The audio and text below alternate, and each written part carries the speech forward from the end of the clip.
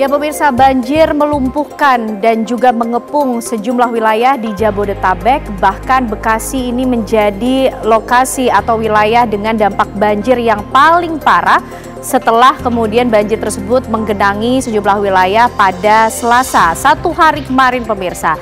Dan BNPB ini menyatakan bahwa banjir yang terjadi ini adalah akibat dari hujan dan juga air kiriman dari Bogor. Sedangkan Gubernur Jawa Barat Deddy Mulyadi menyoroti mengenai tata ruang yang dinilai buruk. Lantas apa sebetulnya penyebab dari banjir yang luar biasa ini pemirsa sehingga menyebabkan dampak yang parah? Kita akan membahasnya di Apa Kabar Indonesia malam hari ini bersama saya Ken Ano. Dan bersama saya Vena Kintan, nanti juga kita akan hadirkan informasi perkembangan terbaru dari lokasi sejumlah titik banjir. Pemirsa bersama dengan rekan-rekan kami yang berada di sejumlah titik tersebut di Apa Kabar Indonesia malam akan kami hadirkan selengkapnya untuk Anda. Pemirsa, pasukan marinir TNI Angkatan Laut dikerahkan untuk mengevakuasi warga terdampak banjir di wilayah Jabodetabek. Berikut sekelumit kerja keras mereka mengevakuasi warga termasuk balita dan bayi-bayi mungil.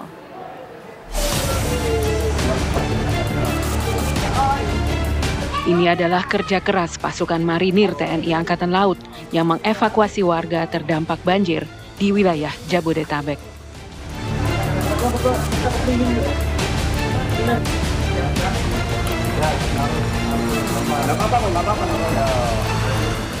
Karena ketinggian banjir cukup tinggi, evakuasi difokuskan pada anak-anak, termasuk balita dan bayi.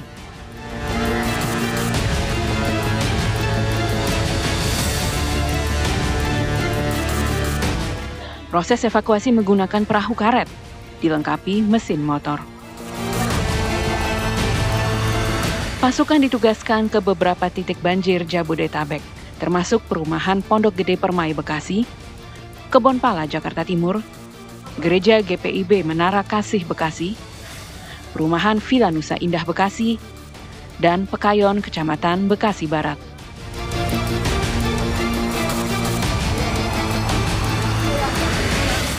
Warga yang dievakuasi dibawa ke posko banjir terdekat.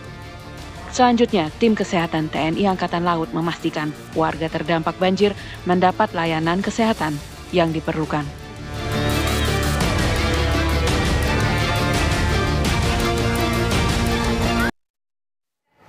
Berikutnya pemirsa, video viral ratusan pengendara sepeda motor masuk ke dalam tol lingkar luar Cibitung Tanjung Priok dikarenakan akses jalan arteri yang biasa dilewati tergenang banjir.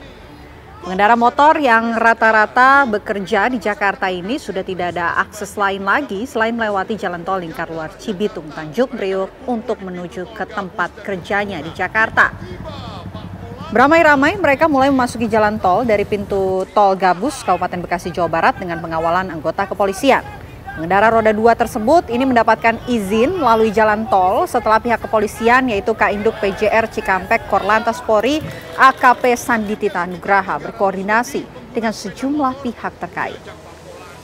Jalan-jalan gratis masuk tol ke arah exit Tarumajaya menuju Jakarta dengan dikawal penuh. Mereka sangat berterima kasih. Terlihat pemandangan indah tol menjadi pemandangan yang baru bagi pengguna roda 2. Gubernur Jawa Barat Deddy Mulyadi menyayangkan istri dari Wali Kota Bekasi Tri Adianto yakni Wiwik Hargono saat banjir terjadi justru menginap di hotel. Ibu Wiwi yang mau stay di hotel. Inilah video viral istri Wali Kota Bekasi Tri Adianto yakni Wiwik Hargono yang menginap di hotel ketika Bekasi dilanda musibah banjir. Dalam video viral tersebut, Ibu Wali Kota berada di parkiran sebuah hotel karena rumah terdampak banjir. Video viral tersebut pun mengundang reaksi Gubernur Jawa Barat Deddy Mulyadi. Pejabat termasuk juga istri pejabat harus berada di tengah masyarakat ketika ada musibah. Ini Mbak siapa nih? Hah? Bu Puput. Oh, ya kan? Kenapa? DJB Pak. Nanti jam 4 saya konferensi pers. Ya. Di mana Pak? Di Gedung Pakuan. Pejabat dimanapun berada ya, hari ini istri pejabat, mari kita sama-sama untuk merasakan apa yang diderita oleh masyarakat. Pada saat masyarakat mendapat musibah, pejabat dan istri pejabat ada di tengah-tengah masyarakat. Pak, akan ada sanksi mungkin Pak dari Lah sanksi nggak ada. Sanksinya apa? Kan itu wali kota itu kan kewenangan SK-nya dari SK Mendagri. Tetapi sebagai gubernur bisa melakukan pembinaan berupa teguran, ya kan? Melalui media ini saya menyampaikan teguran pada istri wali kota Bekasi untuk merubah sikapnya karena dipilih oleh masyarakat untuk melayani. Termasuk istrinya juga harus melayani masyarakat, apalagi posisinya sebagai ketua tim penggerak PKK. Ketua tim penggerak PKK harus menjadi garda terdepan menyelesaikan berbagai problem sosial masyarakat, dari mulai kekurangan gizi sampai kebanjiran. Sementara itu, pemirsa, Wali Kota Bekasi Tri Adianto mengaku keputusannya memindahkan keluarga ke hotel diambil saat banjir mencapai ketinggian setengah meter melanda rumahnya. Keputusan tersebut diambil agar dirinya bisa segera keluar dari lokasi bencana dan kembali bekerja untuk membantu warga. Dan berikut kami hadirkan pernyataannya untuk Anda. Bu, tinggal ya. Oh. Iya. Kis dulu. Apa? Enggak, udah nanti dinal aja. Fungsi tuh. Semoga sehat-sehat selalu ya. Capek. Iya.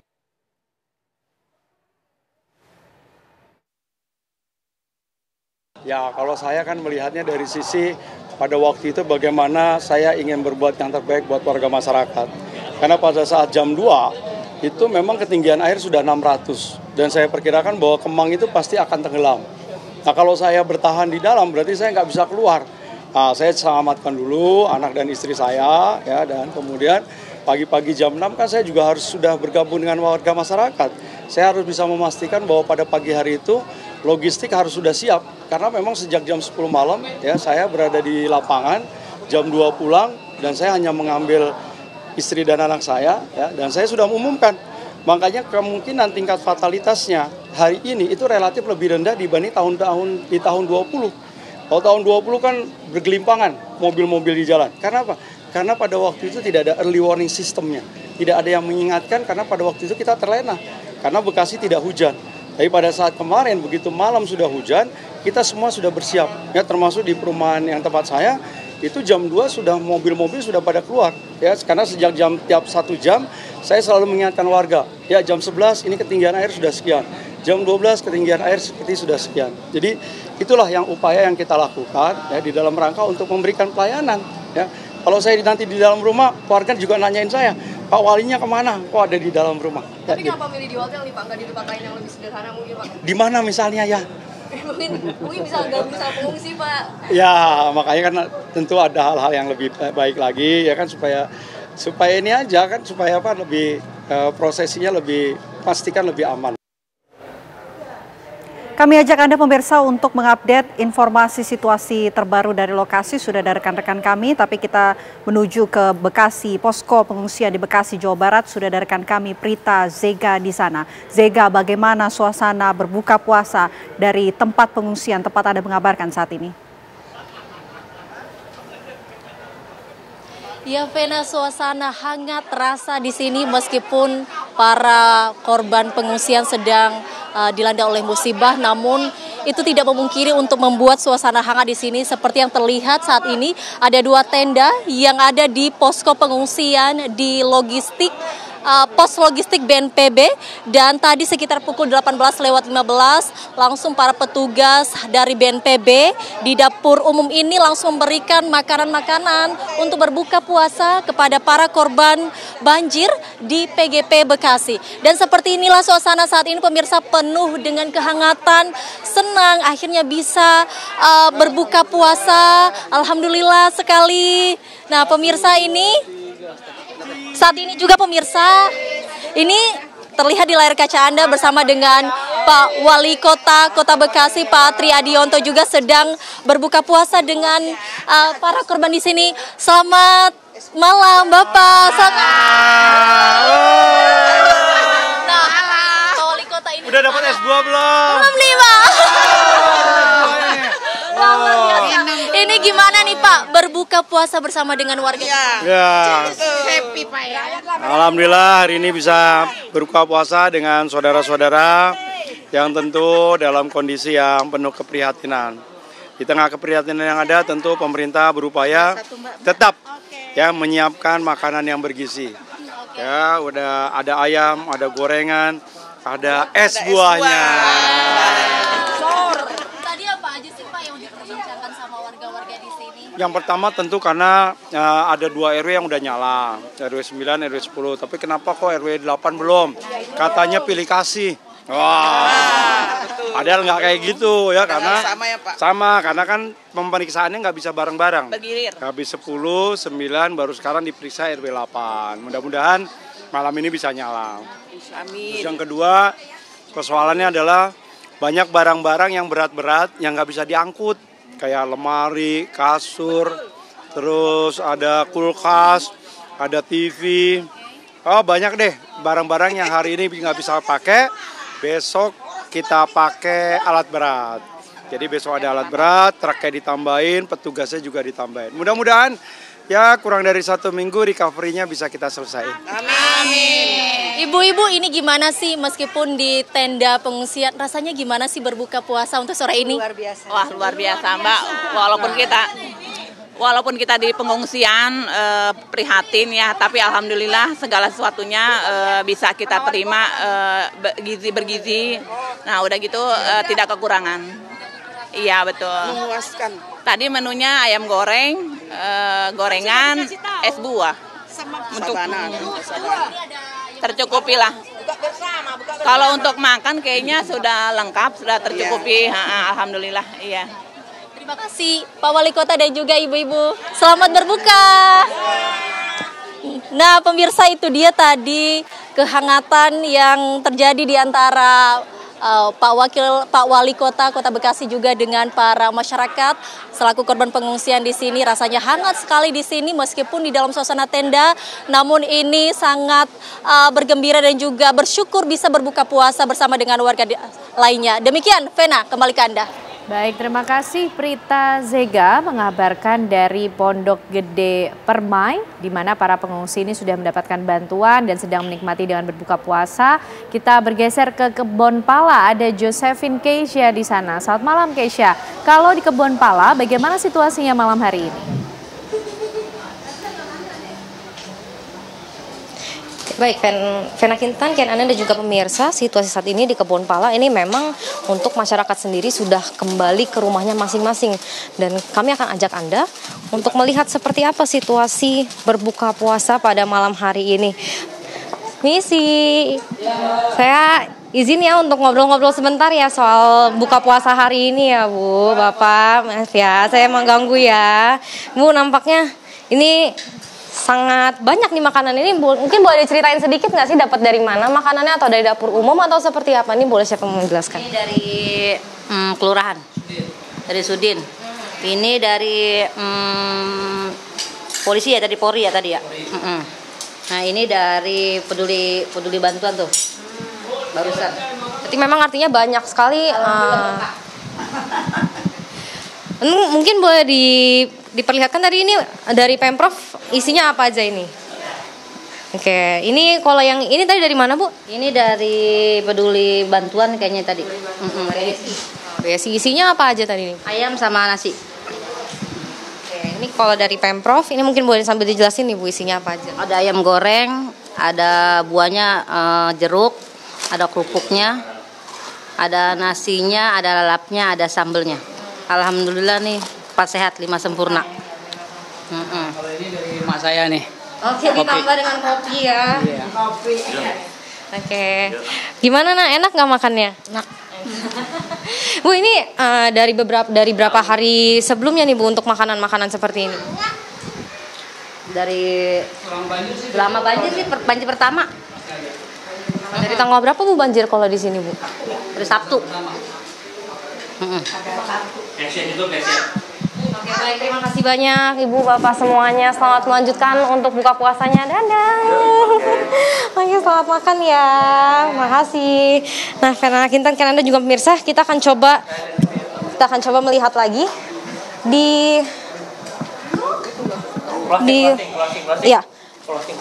Ya, untuk di Kebonpala sendiri, khususnya di RT 13 saat ini masyarakat memang sudah masih bercengkrama di depan, dan sementara demikian kembali ke studio.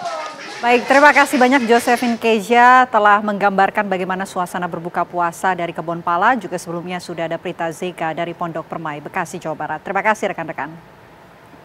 Ya, pemirsa, kalau para pengungsi ataupun warga korban banjir ini sudah mulai bisa tertangani, sudah mendapatkan bantuan yang kemudian didistribusikan, lalu apa sebetulnya yang menjadi penyebab terjadinya banjir menggenang sejumlah wilayah di Jabodetabek, bahkan Bekasi ini mengalami dampak yang paling parah. Kemarin banjir menggenangi wilayah tersebut 1 hari penuh, pemirsa. Kita akan membahasnya di Apa Kabar Indonesia Malam, sesaat lagi kami hadir untuk Anda.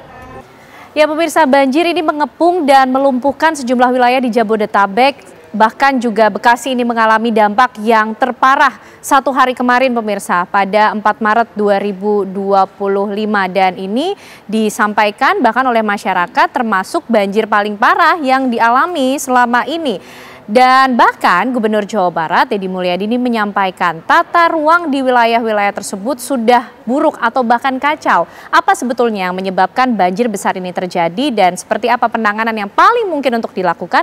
Malam hari ini kita akan membahasnya di Apa Kabar Indonesia Malam, tentunya bersama para narasumber yang sudah bergabung bersama kami malam hari ini. Ada Mas Hendrikus Andi Simarmata, ahli tata kota Universitas Indonesia. Mas Andi, apa kabar? Sehat Mas? Baik, selamat malam juga. Selamat malam. Sehat dan wilayahnya bebas banjir. Kebetulan aman. Kebetulan aman, ya. Tapi tentunya kita ikut prihatin atas apa yang dialami oleh warga maupun juga sejumlah masyarakat ya di beberapa wilayah. Dan bergabung bersama kita ada Ibu Erma Yuli Hastin, peneliti klimatologi BRIN. Selamat malam Bu Erma. Selamat malam Mbak Ana, ya. Mas Andi. Baik, ya, Bu Erma, terima kasih malam hari ini juga sudah bergabung di Apa Kabar Indonesia Malam. Mas Andi, mungkin berangkat dari pernyataan Gubernur Jawa Barat Deddy Mulyadi yang menyatakan bahwa tata ruangnya bahkan sudah kacau. Sekacau apa sih Mas? Seperti apa kekacauan yang dimaksud?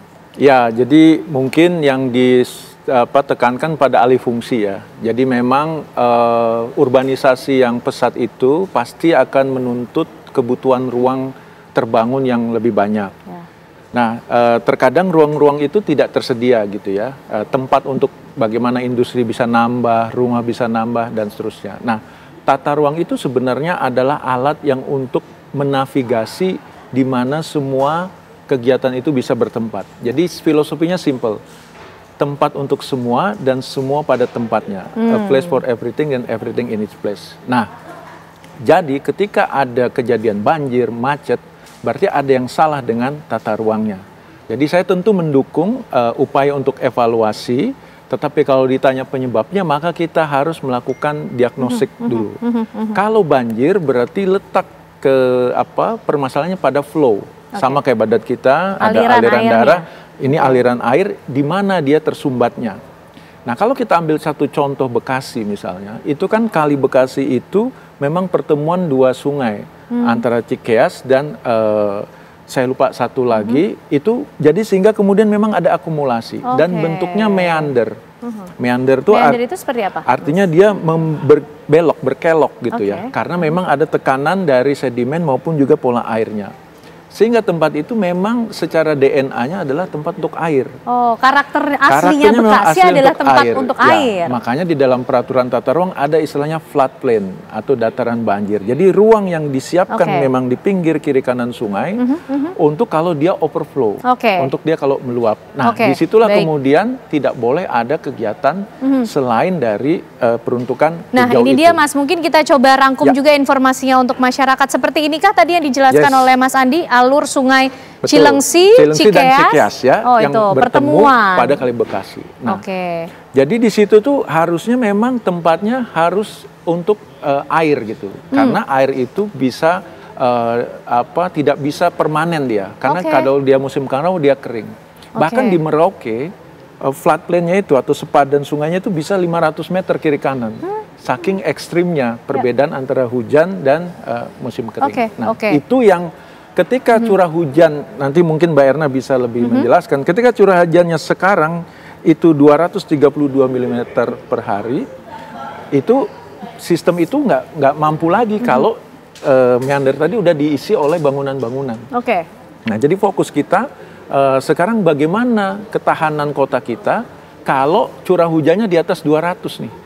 Karena kalau kita compare ke tahun 2020, itu ada 377 mm per hari. Jadi lebih ekstrim daripada sekarang. Oke, nah Mas ini Mas, mungkin kita juga bisa menjadikan ini gambaran sebagai dasar sehingga masyarakat atau pemirsa bisa membayangkan posisi Bekasi itu sebetulnya seperti apa, sehingga menyebabkan Bekasi ini menjadi wilayah yang paling parah terdampak oleh banjir. Ya.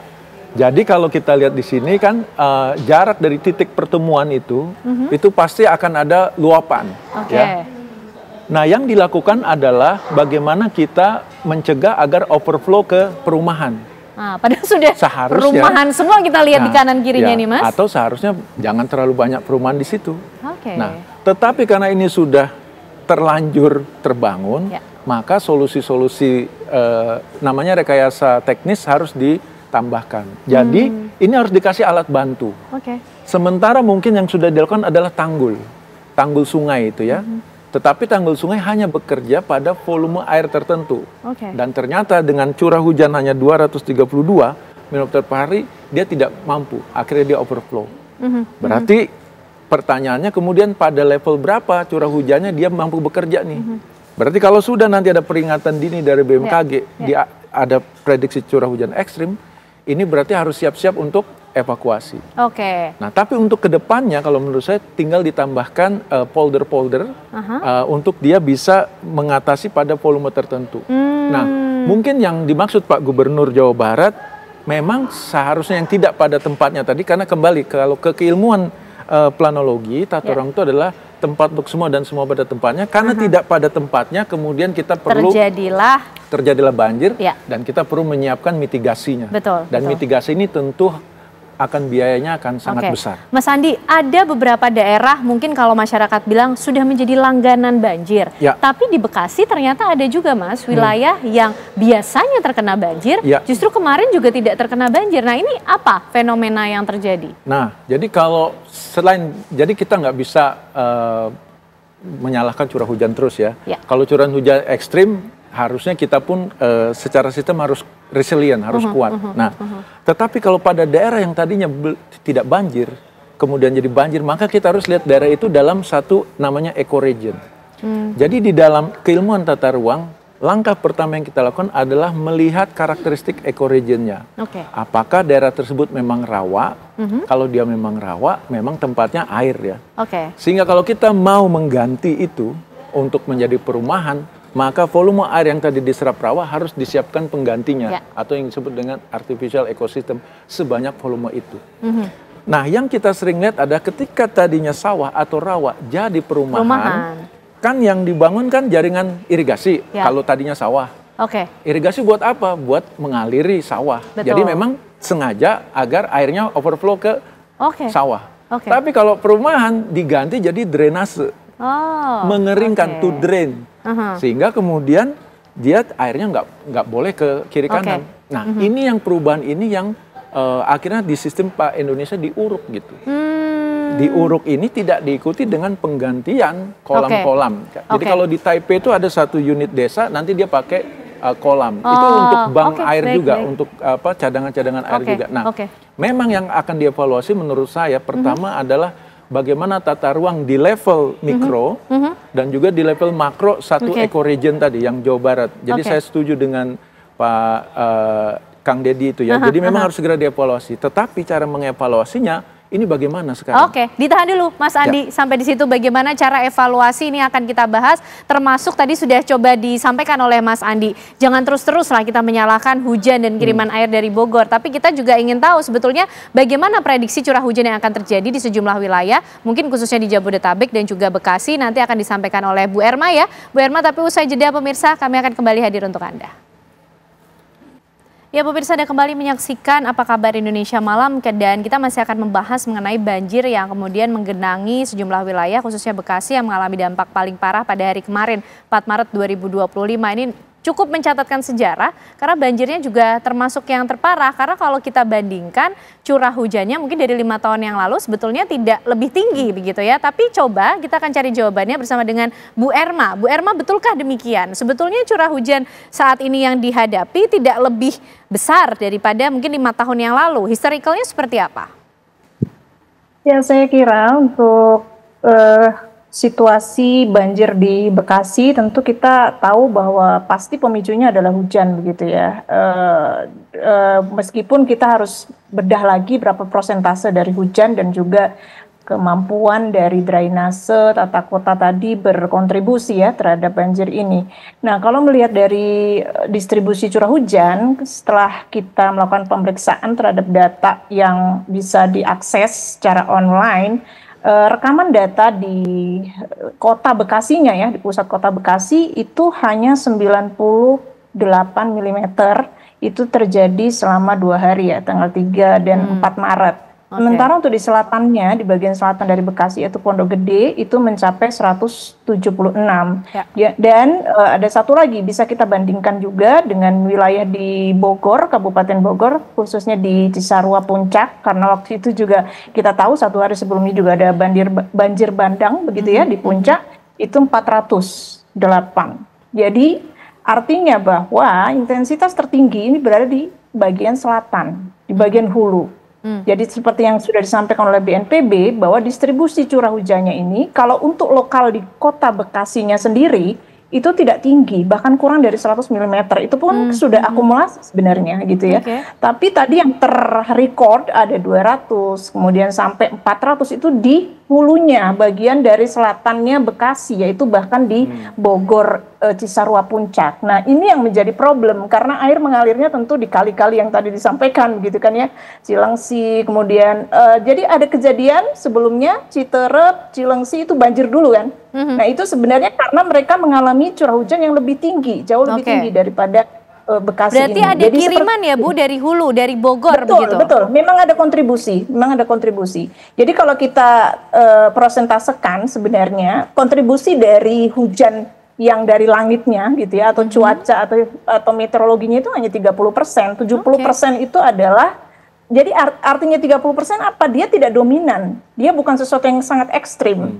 Tidak dominan terjadi di wilayah tersebut. Karena kalau dia sangat dominan, maka kita bisa katakan kontribusi cuaca 70%. Mau sebaik apapun dia akan kolaps gitu ya. Kalau seperti misalnya waktu Uni Emirat Arab terkena badai gitu kan. Itu kan memang luar biasa gitu. Atau Singapura yang terkena Borneo Vortex gitu. Itu udah sampai 600 mm gitu. Nah, ini hal-hal yang perlu kita pahami bahwa kita harus mengetahui kontribusinya berapa persen. Nah, ini kalau kasusnya Bekasi ternyata memang kalau dari curah hujannya sendiri yang turun di situ gitu ya, itu tidak tergolong ekstrim begitu, tetapi di bagian hulunya dan tentu kita berpikir akumulasi dari das-das tadi gitu ya, seberapa kuat gitu alirannya atau limpasan airnya itu seperti itu ya. Saya kira itu. Bu Erma, untuk perkiraan cuaca sendiri, bagaimana di wilayah hulu Bu atau di wilayah lain yang juga perlu untuk diwaspadai sehingga kita bisa menghitung kontribusinya dari mana, akan mengalir kemana, efeknya seperti apa?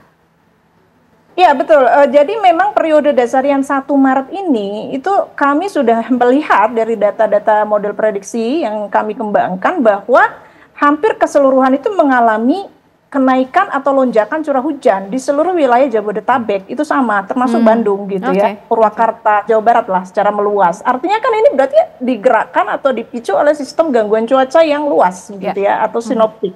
Nah, tapi yang tertinggi gitu ya, ekstrimnya gitu, intensitasnya itu memang terpusat di wilayah Cisarua, Bogor atau bagian puncak lah ya, kawasan puncak gitu, itu sampai 400 gitu. Nah, kondisi ini kan harus diantisipasi, dimitigasi karena memang dia akan mengalir ke utara gitu ya, ketika selatan mengalami hujan. Nah, apakah sudah berakhir? Belum. Karena kita masih harus melakukan mitigasi seperti misalnya besok tanggal 6, tanggal 7, kemungkinan juga mungkin akan geser tidak lagi di Bekasi gitu ya yang akan terdampak parah karena curah hujan yang ekstrimnya mungkin akan ada di wilayah selatan. Karena sekarang kan kalau kita lihat dari dinamika vortexnya ini sedang bergerak nih, sedang membentuk bibit siklon gitu kan. Nah, ini di mana nih besok kira-kira gitu kota yang mesti waspada, yaitu ternyata adalah Purwakarta, Bandung, dan Bogor juga termasuk gitu ya. Artinya memang masih ada nih gitu indikasi-indikasi bahwa kita harus bersiap-siap terhadap kondisi yang tadi bisa mengalir ke das-das yang harus segera dievaluasi juga saya kira gitu. Oke, baik Bu Erma. Oke, baik Bu Erma. Nah, Mas Andi, kalau dari perkiraan yang dibacakan oleh Bu Erma, ini tanggal 6-7 mungkin masih akan menghadapi curah hujan yang tinggi. Yang patut diwaspadai Purwakarta, Bandung, Bogor lagi Mas, yang juga menyumbang kontribusi adanya aliran air dari hulu kembali ke daerah-daerah tertentu begitu, seperti Bekasi juga. Lalu apa yang bisa dilakukan Mas Andi? Ya, pertama karena waktunya pendek, maka yang harus disiapkan adalah kemampuan untuk rescue dan kemampuan untuk evakuasi. Karena ini udah terlalu pendek untuk kemudian curah hujan. Nah, tetapi yang kita pastikan, pertama ya, harus dipastikan satu, apakah program infrastruktur pengendali banjir di Jabodetabek ini sudah berjalan sesuai rencana. Pertama misalnya untuk kanal, apakah sungai itu dikeruk dan kanalnya berjalan. Yang kedua polder, apakah polder-polder yang sudah dibangun di Ciawi sana itu memang bekerja optimal. Jadi itu harus dipastikan dulu nih untuk nanti pembelajaran berikutnya. Tapi kalau untuk yang jangka pendek ini, terdekat besok bahkan ya kalau tanggal 6-7. Pertama adalah sistem evakuasinya, supaya kayak kejadian jangan sampai malah tadinya menyelamatkan malah kejadian yang buruk yang menimpa. Nah, ini yang harus dipastikan oleh sistem kota itu. Jadi yang tadi udah ada peringatan dini harus siap-siap. Nah, itu kesiapan itu tentu harus punya komando yang sama, di mana kira-kira titik yang paling aman. Nah, kalau menurut saya yang paling penting kalau di case tadi yang bergerak tadi, kita pelajari dari Bekasi ini. Berarti yang harus segera diantisipasi adalah satu, bagaimana sebenarnya kiriman dari atas, dari hulu ini bisa diminimalisir. Tentu infrastruktur yang tadi saya katakan polder dam itu yang kita akan berfungsi optimal. Tetapi dengan curah hujan ekstrim, we don't know yet apakah itu berfungsi optimal atau enggak. Ada dua memang, ayo kita hutankan kembali. Tetapi penghutanan kembali ini butuh waktu. Karena satu pohon itu untuk bisa dia diameter 10 cm dia butuh 30 tahun. Jadi bayangkan kalau kita baru sadar sekarang lagi menanam lagi. Dan sepertinya tidak hanya butuh waktu tapi butuh ruang Mas, sedangkan sudah penuh dengan pemukiman warga. Nah, jadi kalau butuh ruang itu dikembalikan ke tata ruangnya. Jadi kalau kita harus pertama ya melihat dulu toponimi daerah situ. Toponimi itu asal muasal tempat itu. Kenapa disebut Rawamangun? Kenapa disebut rawa pening, dan itu kan semua artinya dari dulu memang sudah ada ceritanya. Jadi kita harus kembali. Saya sepakat untuk kembali ke nature, kembali ke asal kita, alam kita. Nah, itulah cara evaluasi yang menurut saya harus dikembalikan. Tetapi tentu ada cost-nya. Nah, yang sudah terlanjur ini harus dijadikan titik akupuntur. Ini loh yang mau kita treatment, yang sudah terlanjur ini. Nah, berapa banyak yang terlanjur ini? Itu tentu cost-nya tidak akan murah. Nah, untuk itu maka untuk membayar keterlanjutan ini biayanya pun tinggi. Jadi apa yang dicanangkan Pak Gubernur untuk evaluasi sebenarnya ada rentetan berikutnya nih. Cost-nya siapa yang tanggung? Sementara kita di era bahwa ini ada realokasi dan seterusnya ya, jadi penganggaran pemerintah. Tapi ini segera harus diatasi juga nih. Kalau infrastruktur pengendali banjir sudah ada, sedang ongoing kok, terus dilakukan. Tetapi ini kan hanya temporary, kayak badan kita perlu alat bantu. Tapi sedangkan kemudian yang menjadi PR besar justru jangan sampai banjir terjadi lagi. Iya, kalau terjadi lagi menurut saya terjadi lagi. Tetapi satu, tidak separah ini. Korban harus nggak ada. Kedua, kerugiannya jangan kayak sekarang. Ketiga, kecepatan surut juga menjadi indikator. Ini kan bisa 6 jam, di atas 6 jam, kan harusnya less than 1 hour udah bisa surut. Nah, itu indikator-indikator yang harus kita pegang untuk tahun depan. Karena kan ini katakanlah dia nanti sesuai dengan musimnya, itu harus siap. Jangan nanti setelah selesai udah lupa lagi, nanti ingat lagi 5 tahun berikutnya. Nah, ini menurut saya dalam 5 tahun, karena ini para kepala daerahnya kan baru terpilih nih. Kalau menurut saya kita kasih KPI-nya adalah bagaimana satu, cepat surut, kayak Jakarta sudah mulai ada improvement bahwa dia cepat surut. Kedua, tidak ada korban jiwa. Itu udah prinsip dalam kebencanaan, nggak boleh kalau ada korban meninggal apalagi. Nah, itu yang harus kita tagih nanti. Nah, evaluasi tata ruang menurut saya itu jangka panjang nanti outcome-nya, tapi iya harus dilakukan sekarang. Nah, caranya adalah dengan tadi memastikan titik-titik persoalan itu harus ditreatment dengan baik Oke. dan biayanya dari mana.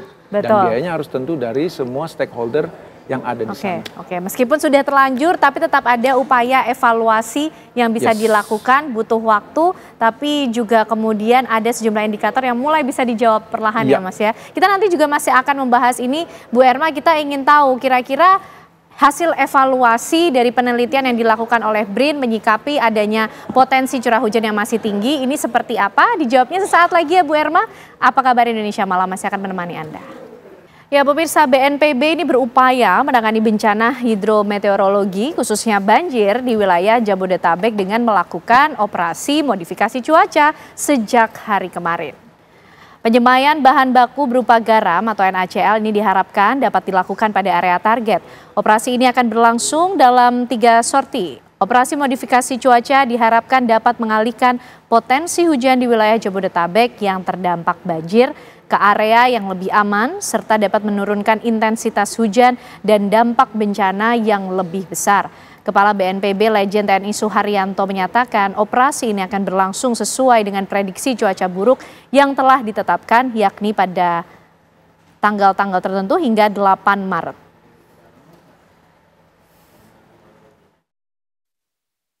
Nah untuk situasi per hari ini ya, secara umum sudah semakin baik ya. Jadi kemarin kita laksanakan operasi modifikasi cuaca bahkan sampai malam ada hasilnya ya, rata-rata di wilayah Jabodetabek ini tidak turun hujan ya, sehingga relatif tinggi muka air ini juga sudah semakin kecil.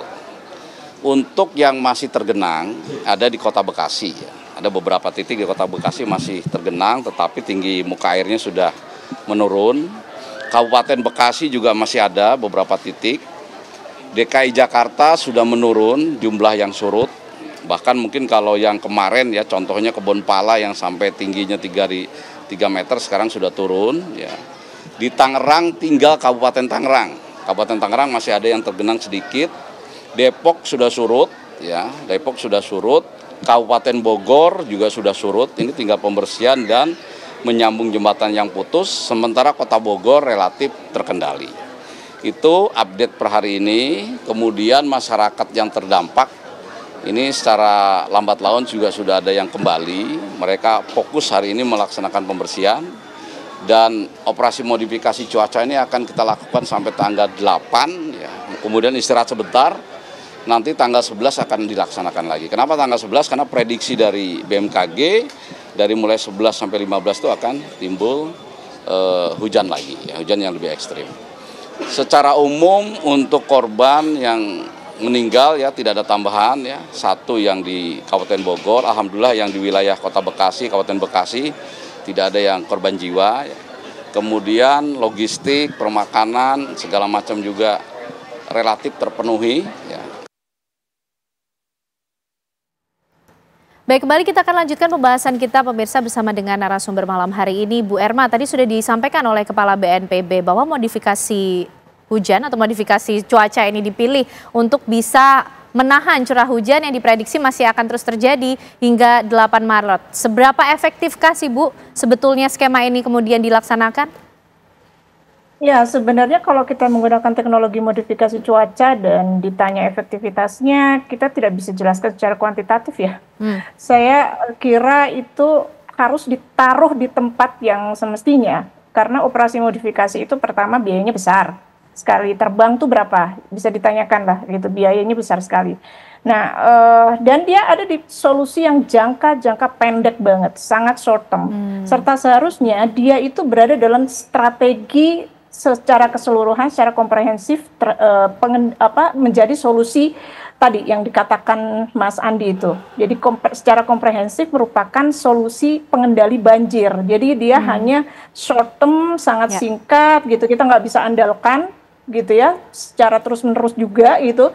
Dan karena efektivitas dan biayanya begitu besar, sementara kita sedang efisiensi, apakah tidak sebaiknya itu menjadi investasi untuk membangun yang di darat gitu ya, yang tadi ya fokusnya kepada pengendali banjir yang ada di hidrologinya gitu, di daratnya gitu. Saya kira perlu ada ya pemikiran strategis yang apa ya, yang karena berhubung kan kita alokasi anggaran sangat terbatas ya Mbak ya. Tadi aja di mention terus sama Mas Andi, ini gimana nih bagaimana gitu, karena kan membutuhkan itu semua gitu. Pengendali banjir ini yang paling penting menurut saya, yang harus difokuskan. Solusi itu harus solusi yang jangka menengah dan panjang yang harus dibangun supaya resilient tadi gitu ya. Karena itu mungkin bisa efektif tapi sangat lokal. Sangat lokal. Sementara kalau untuk suatu gangguan cuaca yang skalanya sinoptik, di WMO pun itu di-highlight bahwa jangan menganggap operasi modifikasi cuaca itu bisa dilakukan ketika terjadi gangguan cuaca yang skala besar, luas. Kayak ini tidak bisa terus-menerus dilakukan dan sewaktu-waktu dilakukan gitu. Berarti ya Bu Erma ya, ada kondisi-kondisi tertentu yang menyebabkan modifikasi cuaca ini tidak bisa dilakukan. Betul, ada prasyarat. Oleh karena itu juga diberikan warning gitu loh. Maksudnya ini ada syaratnya gitu. Bisa dilakukan, efektif dilakukan bila misalnya lokal gitu ya. Terus mengisi waduk gitu. Tapi bukan pada kondisi yang lagi ada gangguan, lagi ada sirkulasi siklonik, badai, siklon dan seterusnya. Maka itu ya saya kira kita bicara efisien loh ya. Ini kan penggunaan teknologi harus dihitung juga secara ekonomi. Betul. Selain juga dampaknya terhadap lingkungan, selalu harus dipikirkan dua hal itu gitu. Itu saya kira. Kalau dialihkan akan berguna nih, nambah polder, nambah apa tadi, sumur resapan dan seterusnya. Bu Erma, dengan kondisi semacam ini, prediksi yang tadi sudah disampaikan juga, apa himbauan yang mungkin bisa disampaikan untuk masyarakat untuk menghadapi situasi tersebut? Ya, saya kira untuk langganan banjir gitu ya, wilayah yang sudah rawan dan masyarakat pasti sudah tahu wilayahnya masing-masing, maka harus memantau betul apabila gitu ya terjadi hujan yang deras banget lebih dari 3 jam gitu ya, itu sudah harus punya kesigapan atau kesiapan untuk melakukan evakuasi mandiri. Karena saya kira masyarakat sudah mengetahui lingkungannya gitu Mbak. Jadi dia pasti sudah tahu. Biasanya kalau seperti ini, nah yang di luar perkiraan adalah kalau yang tiba-tiba gitu. Seperti yang di Bekasi itu tiba-tiba 3 meter datang gitu. Nah, itu juga apalagi gitu ya, perlu diantisipasi. Karena ini masih ada tanggal 6, tanggal 7 akan ada modulasi peningkatan hujan lagi karena ada rambatan ya dari Sumatera. Sekarang hujannya sih di Sumatera semua nih, belum merambat ke Jawa. Nah, ketika merambat besok itu harus bersiap-siap lagi, khususnya untuk sekali lagi Jawa bagian barat, termasuk Jabodetabek dan wilayah-wilayah di selatan ya, Bogor, Bandung, Purwakarta, saya kira harus memiliki kesiapan untuk menghadapi tanggal 6 dan tanggal 7. Saya kira itu Mbak. Baik, itu adalah himbauan yang disampaikan Bu Erma untuk menghadapi bagaimana situasi di jangka pendek. Mas Andi mungkin juga melengkapi, kalau himbauannya untuk pihak-pihak terkait sehingga bisa mengatasi banjir, tidak hanya kemudian mengendalikan banjir saja. Jadi pertama, kita bicara dampak banjir, jadi ini yang Bekasi dan seterusnya nanti diwaspadai namanya waterborne disease. Jadi kemungkinan gangguan saluran pernafasan dan seterusnya itu harus siapkan ya. Nah sekarang kita kedepannya gimana supaya katakanlah banjir nggak ada. Pertama saya setuju tadi yang evaluasi tata ruang, kembali ke basicnya, ke ecoregionnya. Nanti kita lihat berapa yang sudah terlanjur tidak sesuai, deviasinya berapa. Nah disinilah kemudian bukan hanya Pak Gubernur, Bupati, Wali Kota yang ada di kawasan Jabodetabek itu harus sepakat untuk mengurangi tekanan urbanisasi. Selama ini tata ruang mungkin selalu melihat investasi, saatnya sekarang melihat pemulihan lingkungan, kembalinya ke alam sebagai investasi ekonomi juga, bukan sebagai cost center. Nah ini yang kita harapkan nanti. Sebenarnya ada Dewan Aglomerasi Jakarta ya, itu ada di Undang-Undang 2 2024. Ada ketua Dewan Aglomerasinya, sampai sekarang kita belum, perpresnya belum ada. Nah di situ sebenarnya nanti ada 7 urusan yang bisa dikerjasamakan semua. Salah satunya pengendalian banjir. Nah kalau ini bisa dieksekusi, maka Kang Deddy nggak sendirian.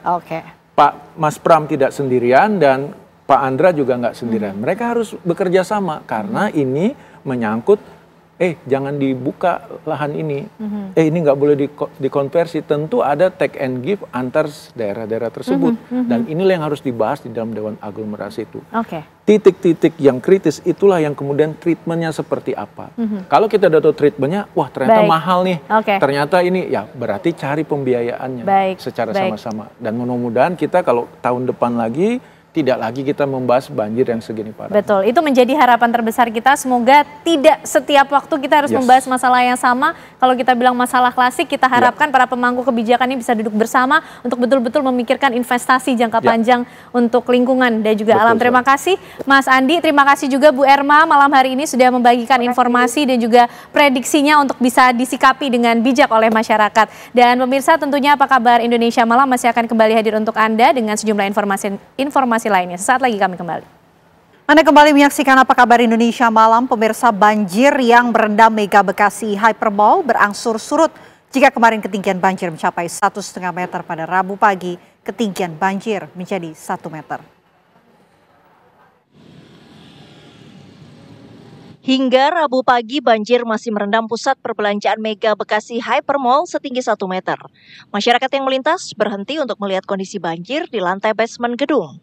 Akibat banjir, banyak barang dagangan yang terbawa air. Sejumlah kendaraan yang parkir juga terendam. Pemilik toko yang terdampak banjir di mal ini datang ke lokasi ini untuk melihat kondisi toko mereka. Saat ini 3 unit mesin pompa air sedang diaktifkan guna mengurangi debit air. Sebelumnya, kemarin Selasa, banjir menerjang Mega Bekasi Hypermall dan membuat warga yang belanja panik menyelamatkan diri. Warga berhamburan berlari ke lantai atas setelah melihat banjir masuk di lantai dasar pusat perbelanjaan di Bekasi ini. Para pengunjung juga berteriak histeris ketakutan menuju eskalator sambil mengingatkan bagi warga yang berada di bawah untuk meninggalkan barang mereka. Para pedagang juga berusaha menyelamatkan barang dagangan di tengah banjir. Tak hanya lantai dasar, tetapi basement mall juga terendam hingga 2 meter.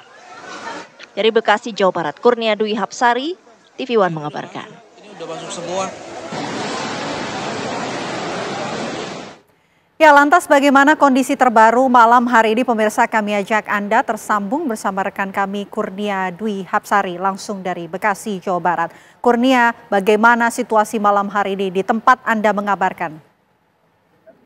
Ya, Vena Kintan dan juga pemirsa, saat ini saya masih berada di Mega Bekasi Hypermall, di mana kondisinya pada Rabu malam hari ini masih kondisi di lantai GF ataupun basement masih terendam banjir. Banjir pun masih terbilang cukup tinggi, walaupun memang sudah berangsur turut perlahan, di mana pada saat ini ketinggian air yang merendam Mega Bekasi Hypermall ini sekitar 70 cm. Di mana memang sudah terlihat ada beberapa bagian yang sudah mulai turun total, yaitu bagian belakang, namun untuk di bagian parkir mobil ini masih terlihat dalam, dan juga kendaraan-kendaraan yang terparkir masih belum dapat dievakuasi, sementara barang-barang yang hanyut dari toko-toko ini tadi siang sampai dengan pukul 4 sore sudah mulai dievakuasi oleh para pemilik toko maupun pegawainya.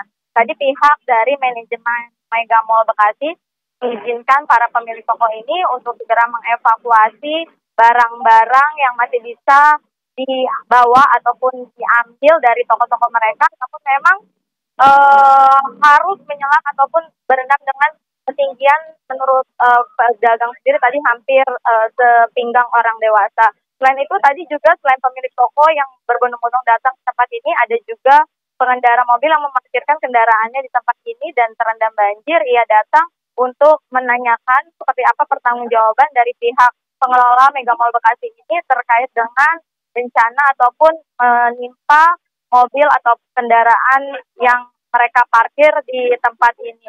Kondisinya saat ini sudah ada 8 unit mesin pompa air yang sedang beroperasi, 3 unit dari ataupun milik Mega Mall Bekasi, dan juga 5 unit mesin pompa air ini dari bantuan PUPR, dan diharapkan banjir di lokasi ini bisa cepat surut sehingga para pemilik toko bisa melanjutkan untuk melakukan evakuasi mencari barang-barang mereka yang hanyut dari tokonya, karena menurut keterangan dari pemilik toko juga masih banyak barang-barang mereka yang hilang setelah diterjang banjir yang cukup dalam pada hari Selasa kemarin mencapai ketinggian 1,5 meter, dan belum ada penjelasan resmi dari pihak manajemen mall apa saja nantinya tindakan dari pihak manajemen mall terkait dengan musibah banjir ini. Demikian, Ken.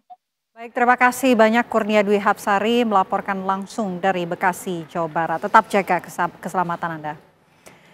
Pemirsa, warga pemilik kendaraan bermotor yang terendam banjir di pusat perbelanjaan di Bekasi meminta pertanggungjawaban dari pihak pengelola. Banjir yang menerjang pusat perbelanjaan ini tidak saja merugikan pedagang dan juga penyewa toko, namun juga warga yang memarkirkan kendaraannya di area bawah tanah mal. Para pemilik kendaraan mulai berdatangan melihat kondisi kendaraannya yang terendam banjir. Mereka berharap mobil maupun motornya bisa segera dievakuasi untuk dapat diperbaiki.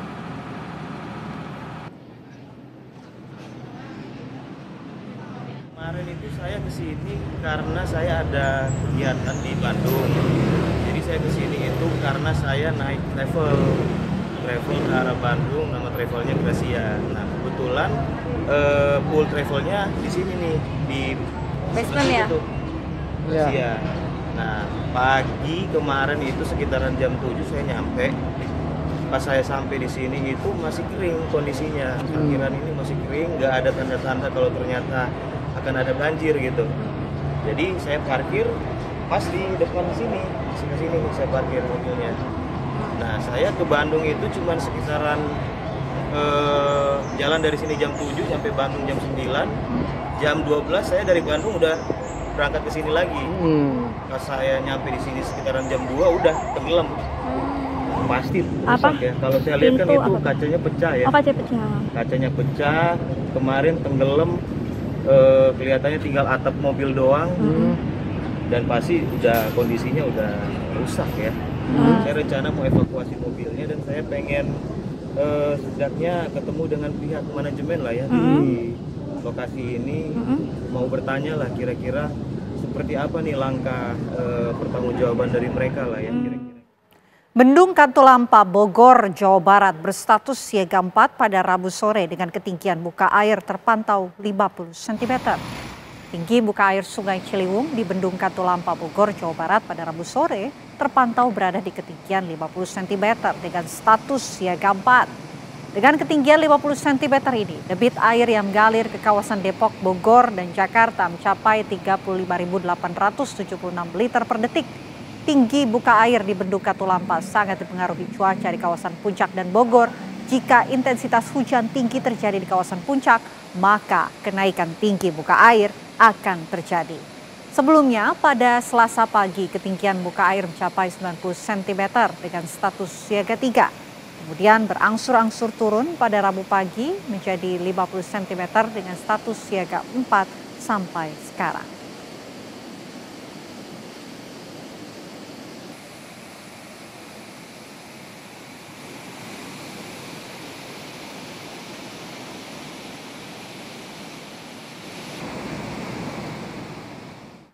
Ya, kita akan pantau situasi terbaru dari Bendung Katulampa. Sudah ada rekan kami Eko di sana. Eko, bisa Anda jelaskan saat ini kondisinya berapa ketinggian debit air yang ada di Bendung Katulampa?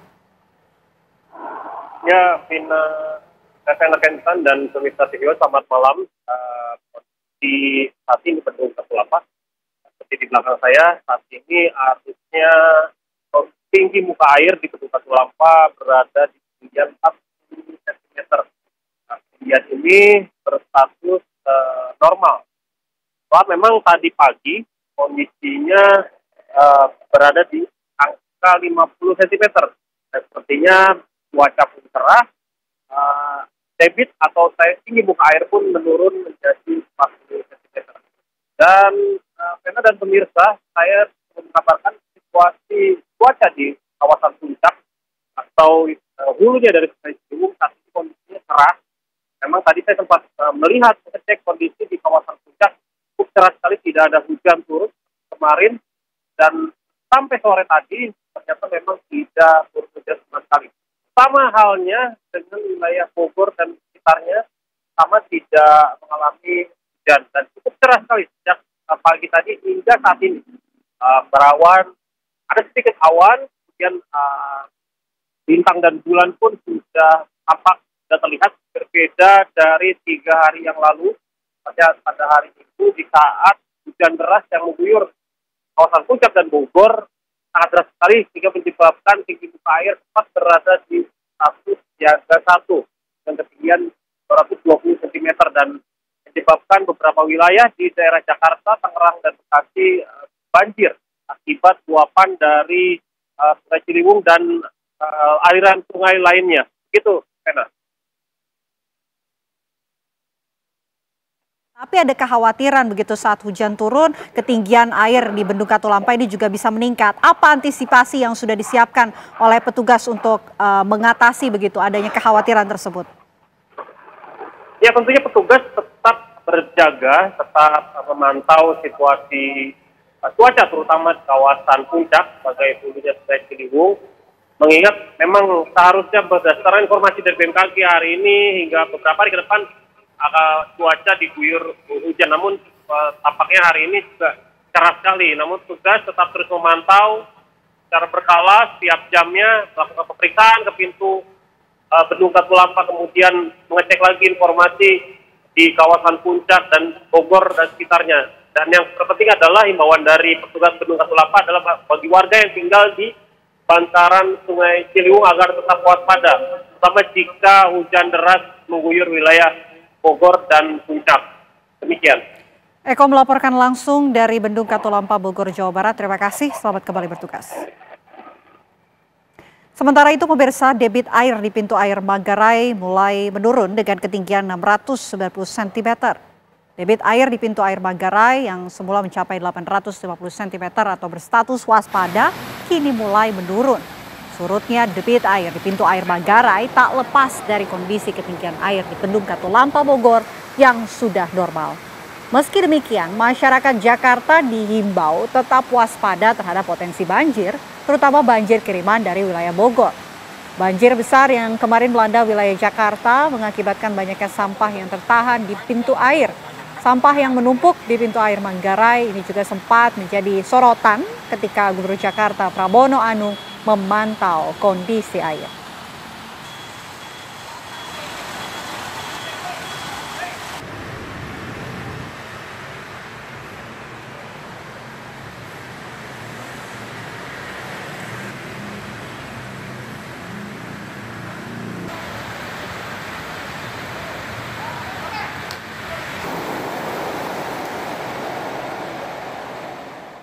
Jangan kemana-mana pemirsa, tetaplah bersama kami di Apa Kabar Indonesia Malam, karena usai jeda kami masih akan menghadirkan sejumlah informasi menarik lainnya untuk Anda sesaat lagi.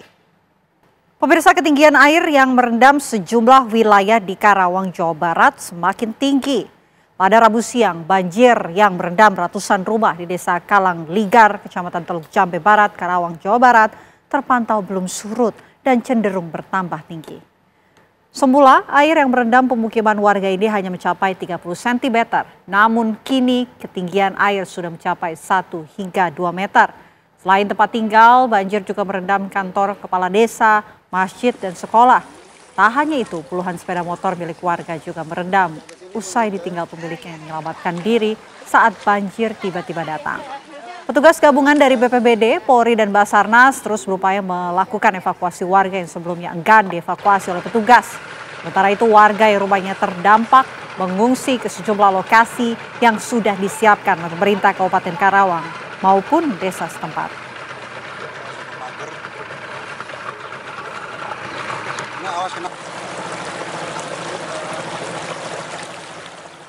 Sejumlah titik wilayah Bekasi, Jawa Barat masih terendam banjir. Hal itu berdasarkan pantauan udara yang dilakukan Korpolairut Bahar Kampori pada Rabu pagi.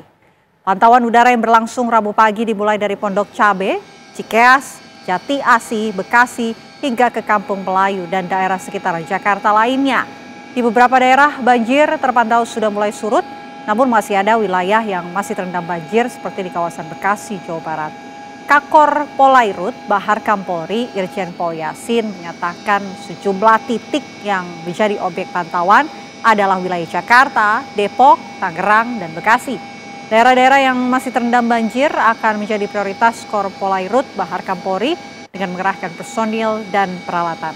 Dan sebanyak 200 orang personil dikerahkan untuk membantu penanganan banjir dan membantu mengevakuasi warga yang terdampak banjir.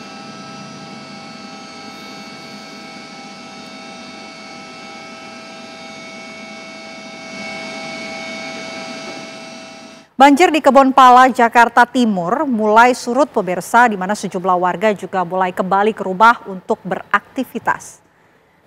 Hari ini warga mulai meninggalkan pengungsian dan membersihkan rumah mereka dari sisa-sisa lumpur yang terbawa banjir. Banjir yang sebelumnya merendam wilayah pemukiman Kebonpala mulai mengalami penurunan ketinggian air.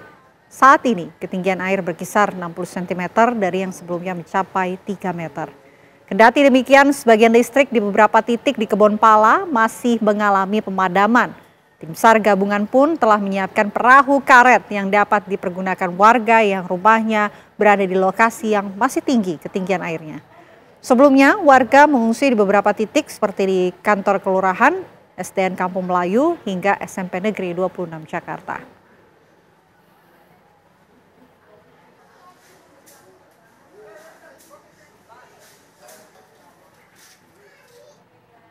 Usai disemayamkan di rumah duka Ataris Al-Saki, balita berusia 3 tahun yang hanyut saat proses evakuasi, Rabu pagi dimakamkan di tempat pemakaman umum Menteng Pulo, Jakarta Selatan.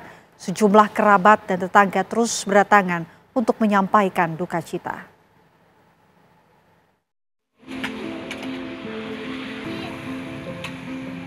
Puluhan warga Kebon Baru, Tebet, Jakarta Selatan mengiringi pemakaman almarhum Ataris Al-Saki, balita 3 tahun yang meninggal dunia terseret arus banjir Selasa kemarin. Ayah korban yang ikut ke pemakaman tak kuasa menahan kesedihan.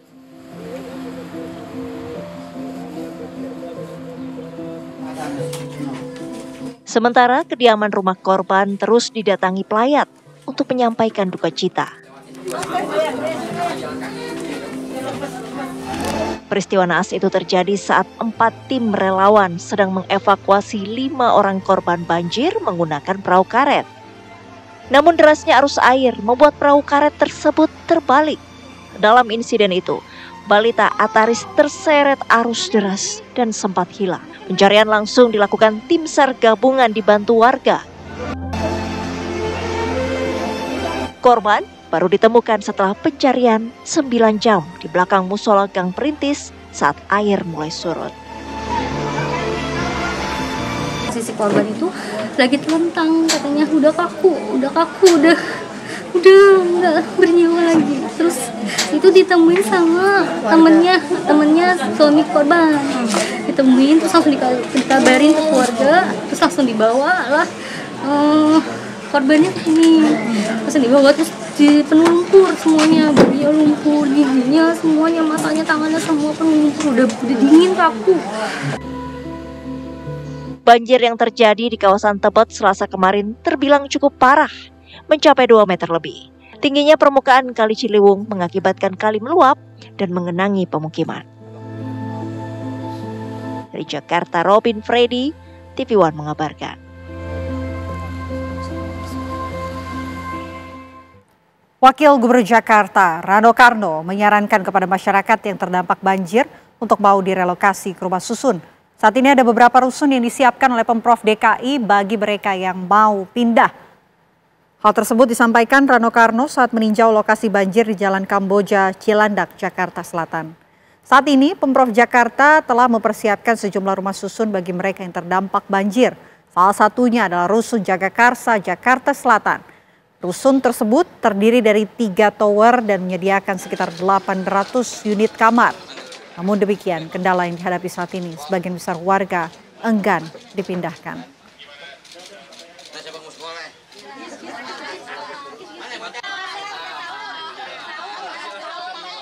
Saya selalu mensosialisasikan di kesempatan ini. Ayo kita pindah ke rusun. Kita baru kelar nih rusun di Jagakarsa. Itu ada 3 tower. Kalau dihitung mungkin 800 kamar. Dan saya minta maaf, kualitasnya sama dengan Singapura. Kalau mau pindah yuk. Oke, mereka tanya, "Bang, bayar nggak di sono?" Saya tanya, "Di sini bayar nggak?" "Bayar, Bang." Di sana juga bayar. Berapa? Tergantung apa yang mau diambil. Tapi rata-rata 2 kamar. Dengan semua fasilitas yang kita siapkan. Air ada, sarana olahraga ada. Cuman memang kita perlu waktu. Masyarakat Jakarta nggak terbiasa tinggal di rumah susun. Tapi kembali lagi, nggak ada cara lain. Makanya saya tadi bercanda masih Mak, sini aja dulu, mau begini terus, jangan ngeluh ya. Berarti tiap tahun nih kita ngebantuin begini, ngos-ngosan juga kan. bahasa katanya abang kan juga punya waktu periode 5 tahun. Belum tentu nanti periode selanjutnya bisa lanjut. Tapi artinya di periode ini harus ada skala prioritas. Kalau enggak Jakarta nggak akan selesai dalam waktu 5 tahun. Enggak. Harus berkesinambungan. Gitu. Berarti nanti akan didorong diupayakan yang titik banjir terutama yang sering. Iya, sebetulnya kalau memang mungkin, sebetulnya buat kita mampu. Misal maaf nih, oke nggak mau pindah jauh, mau di sini ya. Oke, kita bebasin tanah ini. Oke, kita bayar, kita bangun rumah susun di sini. Cuman selama pembangunan kan harus pindah. Iya dong, kan nggak mungkin kita bangun rumah nggak pindah. Mau kemana? Alternatif dulu pindah. Tapi nanti RT mesti sepakat sama masyarakat. Mau pindah, mau bangun rumah susun sih, oke. Siapa yang mau ini, mau istilah kata mau dibebasin? Kita bangun rumah susun di nggak jauh tempat ini. Tapi kembali lagi, karakter banjir sini nggak bisa diprediksi. Rumah susun barangkali aman buat yang di atas. Yang bawah kan mesti dihitung. Wakil Presiden Gibran Rakabuming Raka meninjau posko pengungsian banjir di Pondok Gede Perbai, Kota Bekasi, Jawa Barat. Wakil Presiden Gibran Rakabuming Raka meninjau lokasi banjir di Kompleks Pondok Gede Perbai di Kota Bekasi, Jawa Barat.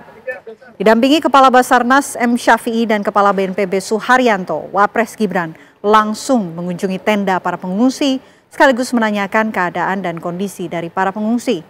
Warga pun antusias menyambut kedatangan Wapres Gibran. Terdapat 20 titik lokasi banjir di Kota Bekasi. Lokasi tersebut tersebar di 8 kecamatan. Banjir terparah melanda perumahan Kemang Pratama, Mega Bekasi Hypermall, hingga Kompleks Pondok Gede Perbai. Banjir ini bahkan menyebabkan jembatan Kemang Pratama di Kota Bekasi ambrol. Banjir melanda kawasan Jabodetabek pada Selasa kemarin, membuat sejumlah aktivitas warga terganggu.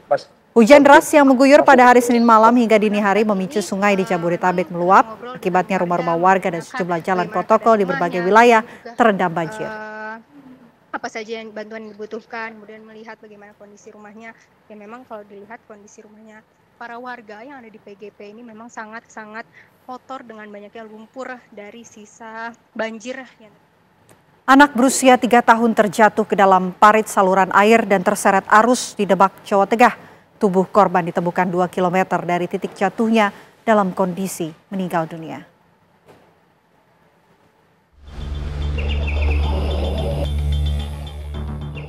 Kamera pengawas merekam detik-detik saat 3 orang anak di Desa Kalitengah, Kecamatan Meranggen, Demak, Jawa Tengah bermain di dekat parit.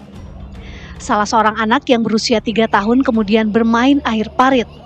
Namun ia kehilangan keseimbangan dan terjatuh ke dalam parit. Seorang pria berusaha menyelamatkannya, namun terlambat. Upaya pencarian pun dilakukan tim BPBD Demak bersama warga. Untuk kebutuhan pencarian korban didatangkanlah alat berat guna menjebol jembatan yang menutupi parit. Warga ikut membantu pencarian dengan menyusuri aliran parit. Saya tolongin, nggak istilahnya nggak nyampe lah, nggak ketolong lah itu kan. Sampai nyari ya Pak ya? Sampai langsung nyari, Bapak nyemplung di parit itu. Harusnya deras sekali ya? Harusnya deras. Tubuh anak malang itu terseret sejauh 2 km dari lokasi jatuhnya korban. Ia ditemukan dalam kondisi telah tidak bernyawa. Tangis keluarga pecah saat balita dinyatakan meninggal dunia oleh bidan desa. Selanjutnya jenazah korban dimakamkan di pemakaman desa setempat. Dari Demak, Jawa Tengah, Syamsul Arifin, TV One mengabarkan. Sampai di sini pemirsa Apa Kabar Indonesia Malam hadir menemani Anda. Saya Vena Kintan. Dan saya Kanana pemirsa pamit undur diri, namun sesaat lagi Anda dapat menyaksikan program Indonesia Business Forum bersama dengan Celia Alexandra dengan tema Ekonomi Islam Berjaya, UMKM Berdaya. Akhir kata pemirsa kami pamit undur diri. Terima kasih, selamat malam, sampai jumpa.